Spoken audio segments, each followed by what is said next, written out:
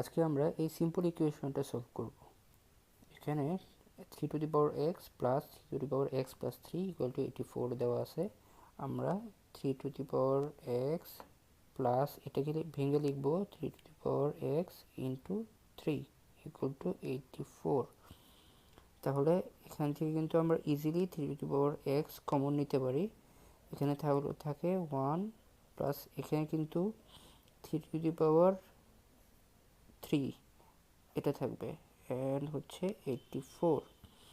আমরা এটাকে লিখতে পারি 3 টু পাওয়ার 3 মানে হচ্ছে কিউব ইকুয়াল টু হচ্ছে 27 প্লাস 1।